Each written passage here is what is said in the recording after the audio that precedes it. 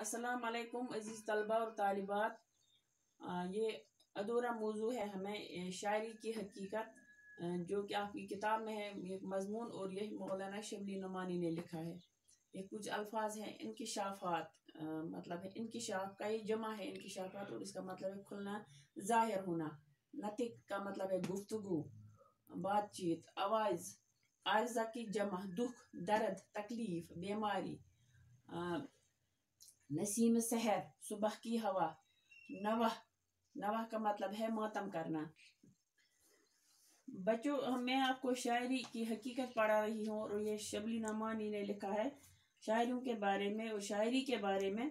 वो खुद भी एक शायर हैं और नसर निगार भी। वो कहते हैं कि एक अच्छे और उम्दा शायर की ये खासियत है कि वो अपनी शायरी में हकीकत का रंग पैदा करे और करता रहे।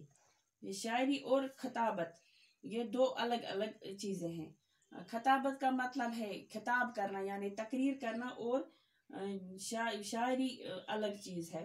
और खताबत का मतलब ये है कि हाजरीन से खिताब करना और उनको हर लिहाज से अपनी तरफ मुतवज्जा करना या उनको मुतासिर करने की कोशिश करना। इसके बारे का जो शायरी है या उस शायर को ये मालूम होना चाहिए कि उसको ये मालूम नहीं होता है कि उसके सामने कोई बैठा है। अगर उसके सामने बिलाशा कोई भी बैठा भी होगा, अगर वो सच्चे सच्चे दिल से शायरी करता है या दिल से निकलते होंगे शायर, तो उसको ये पता ही नहीं चलेगा कि मेरे सामने कोई बैठा है या नहीं बैठा है।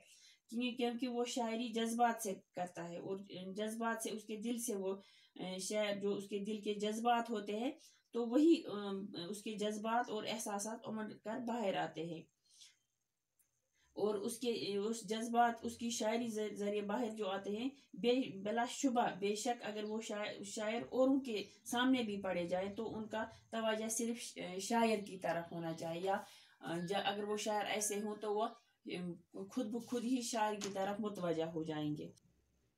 लेकिन असली शायर वही है जिसको सामीन से कुछ गरज ही ना हो, जो सामीन को सामने हो के भी देखे ना।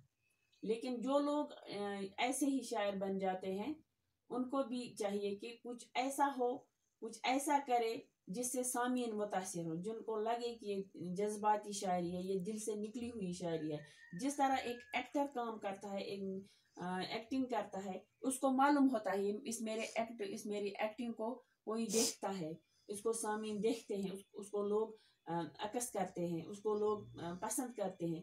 लेकिन जब वो एक्ट करता है और एक्ट के दौरान ये कभी जाहिर नहीं करने देता है कि मेरे सामने कोई बैठा है या मेरा एक्ट कोई देख रहा है। अगर वो ऐसा करे कि एक्ट के दौरान वो ऐसा दिखाने की कोशिश करे कि कोई मेरे सामने देखता है या मेरे सामने बैठा है, तो वो उसका एक्ट ही खराब हो जाएगा।